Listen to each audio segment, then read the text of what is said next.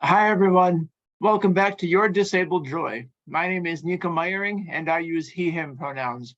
For a visual description, I'm a white man with slicked back blonde hair, large blue and brown spectacles, and a pink floral shirt. I'm seated in front of two bookcases and a purple wall. And like about 25% of the US population, I'm disabled. Non-disabled individuals might see our lives and experiences as tragic, pitiful, even sad, but I don't know, guys. I've been disabled a pretty long time now, and I think there's also room for disabled joy. Our disability community has as many members as it has opinions, which is why I've asked my friend Swara here with me today to talk about disabled joy. Swara, hi, how are you doing? I'm doing well. How are you? I'm well, thank you. Can you share a joyful memory with me? It could have to do with your disability, or it could be totally separate. Either is valid. Okay, so definitely the biggest moment, like a happy moment I could think of is like I used to go to Berklee College of Music. Of course, getting there itself was a big moment. And there I used to be like part of the Berklee Indian Ensemble, which is like global. And so one time, a really popular singer from India, Shreya Ghoshal, she had come to Berkeley, like, and she held a master class, and I had to sing in front of her. That was like a big moment. Like, of course, I was really nervous, but I was also really grateful and so happy that this actually happened. And of course, the next day there was a concert, and then we all performed with her. But yeah, the master class was a really like huge moment for me. That's fantastic. That's awesome to hear. And at Berkeley, no less. That's a big school. Very cool. Thank you. How has your disability intersected or interacted, I guess I'll say, with how you pursue joy and find happiness for yourself? Like in a positive way, right?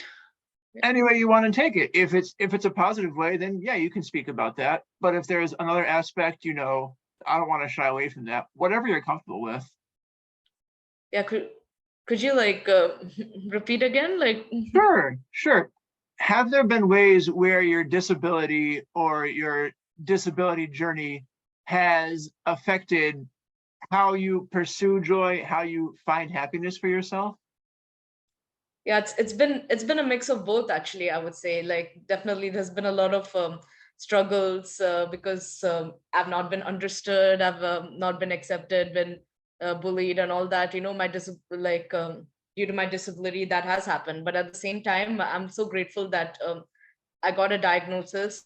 Even though it was later, I was able to like know what was going on with my life, and at least I know that I know who I am, what I am, and I think that kind of helps me like with this in being with joy. Yeah, happy. Yeah. I'm really sorry to hear that you've encountered that bullying and that disbelief. That really can't feel validating. But I'm glad that you're able to have that strong sense of self, it sounds like, and pull through.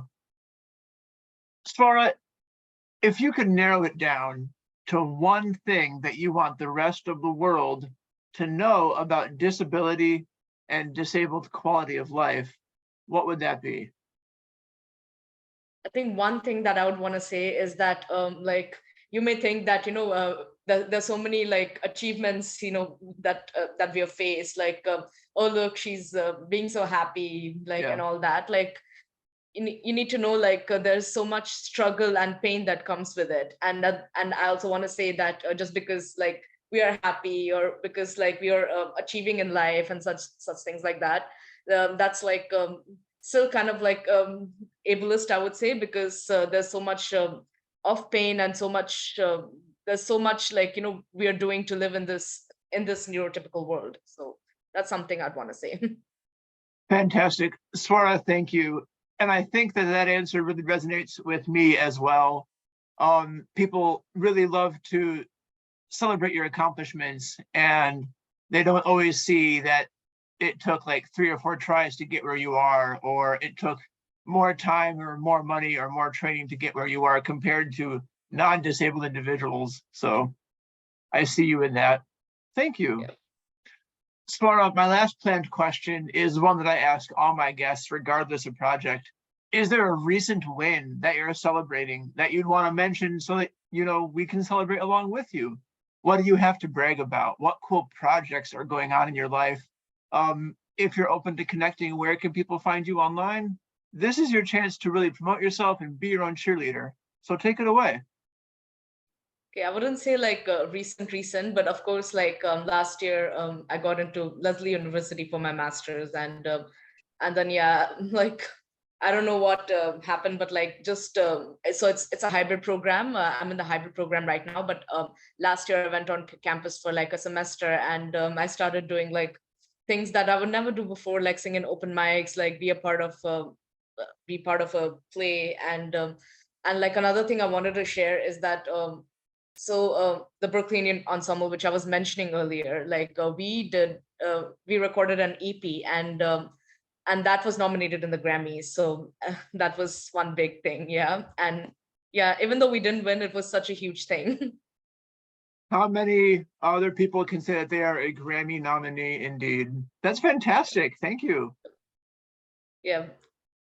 And where you can find me, I'm very active on Instagram at Swara Swami, so you can find me there. All right. Fantastic. Thank you. Go away. Excuse me. Swara, thank you so much. I loved meeting you. I loved hearing about your journey with music, with advocating for yourself. Thank you again. I appreciate your time.